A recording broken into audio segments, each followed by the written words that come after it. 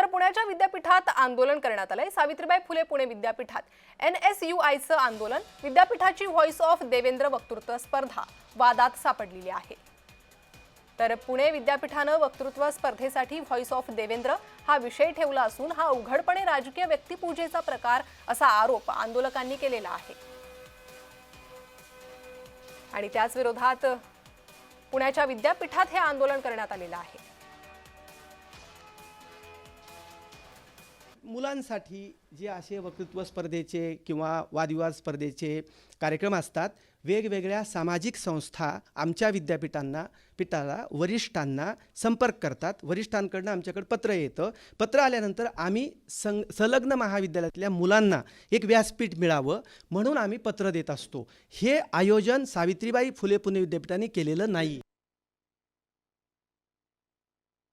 रोहित पवारांनी त्या ट्विटमध्ये असं म्हटलंय की ही स्पर्धा पुणे विद्यापीठाने आयोजित केली आहे। तर रोहित पवार अत्यंत खोटारडा माणूस आहे। ही स्पर्धा पुणे विद्यापीठाने आयोजित केलेली नाही, काही सामाजिक संस्थांनी मिळून ही स्पर्धा आयोजित केली आहे आणि त्याच्यामुळे रोहित पवार ट्विट करून ही सगळी खोटी माहिती या महाराष्ट्राला देत आहे।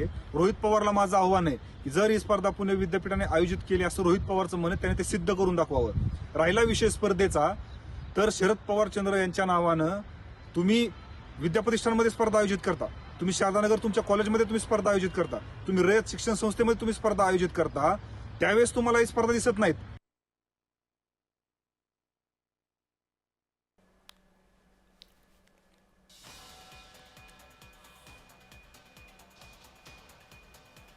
तर विद्यापीठात NSUIने आंदोलन केलेलं आहे। वक्तृत्व स्पर्धेचा विषय वादात सापडलेला आहे।